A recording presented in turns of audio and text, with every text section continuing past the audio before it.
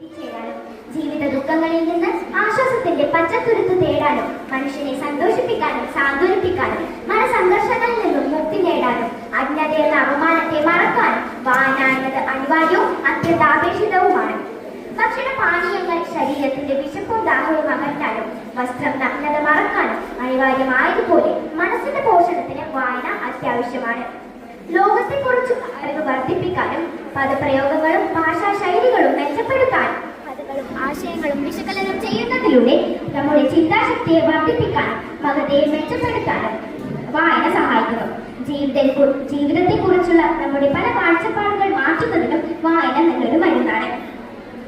വായന എഴുത്തിലേക്ക് നയിക്കുന്നത് പോലെ എഴുത്ത് വായനയിലേക്കും നയിക്കുന്നു. എഴുത്തുകാരൻ പുസ്തകം തുടങ്ങുന്നു, വായനക്കാരൻ അത് പൂർത്തിയാക്കുന്നു.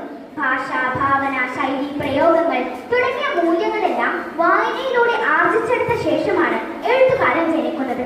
എഴുത്തുകാരന്റെ കാലശേഷവും വായനക്കാരന്റെ മനങ്ങളിൽ അവന്റെ തൂലിക തീർത്ത രചനകൾ എന്നെന്നും നിലനിൽക്കും. വായന അനസ്യൂതം തുടരുന്ന ഒരു സർഗസഞ്ചാരമാണ്.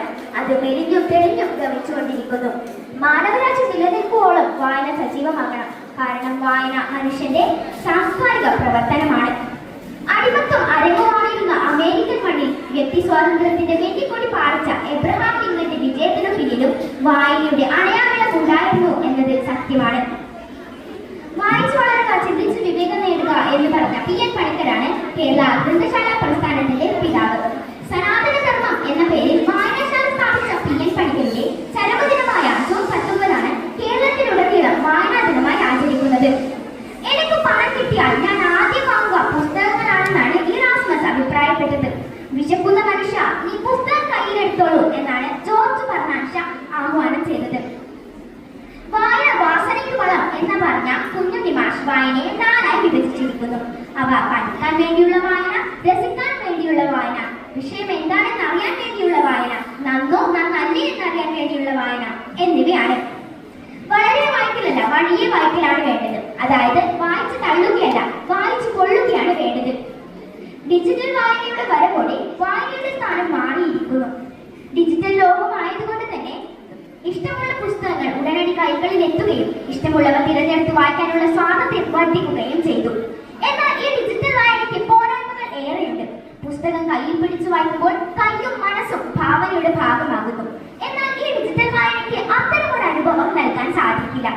ഇന്നത്തെ കുട്ടികൾ സിലബസിന് പുറത്തുള്ള പുസ്തകം വായിക്കാൻ വിമുഖത കാട്ടുന്നതായി കണ്ടുവരുന്നു. മൊബൈൽ ഫോണിന്റെയും ഗെയിമുകളുടെയും അതിപ്രസരം, പരീക്ഷാ സമ്മർദ്ദവും ഹോംവർക്കുകളും കുട്ടികൾക്ക് വായനയ്ക്കായി സമയം കണ്ടെത്താൻ സാധിക്കുന്നില്ല എന്നത് ഒരു ദുഃഖസത്യം തന്നെയാണ്.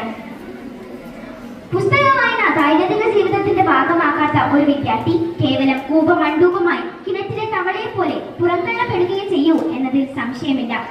പുസ്തകങ്ങൾ തടവറയിലാക്കപ്പെട്ട ആത്മാക്കളാണ്. അലമാരയിൽ നിന്ന് പുറത്തെടുത്ത് വായിക്കുമ്പോഴാണ് അവയ്ക്ക് മോചനം സിദ്ധിക്കുന്നത്. കാണാത്ത ലോകത്തെ കാണിക്കുകയും കേൾക്കാത്ത ശബ്ദം കേൾപ്പിക്കുകയും ചെയ്യുന്ന മാതൃകരാണ് പുസ്തകങ്ങൾ. അത്രമേൽ ഒറ്റപ്പെട്ടിരിക്കുമ്പോൾ നിങ്ങൾ ഒരു പുസ്തകം വായിക്കും, അത് നിങ്ങളോട് സംസാരിക്കുന്നതായി കേൾക്കാം. ലോകത്തിന്റെ വെളിച്ചമാണ് പുസ്തകങ്ങൾ. വായനയിലൂടെ അതിനെ ജ്വലിപ്പിക്കുക എന്ന ഗാന്ധിജിയുടെ മഹത് വചനങ്ങൾ ഓർമ്മിപ്പിച്ചുകൊണ്ട് ഒരിക്കൽ കൂടി എല്ലാവർക്കും എന്റെ വായനാ ദിനാശംസകൾ നേർന്നുകൊണ്ട് നിർത്തട്ടെ. നന്ദി.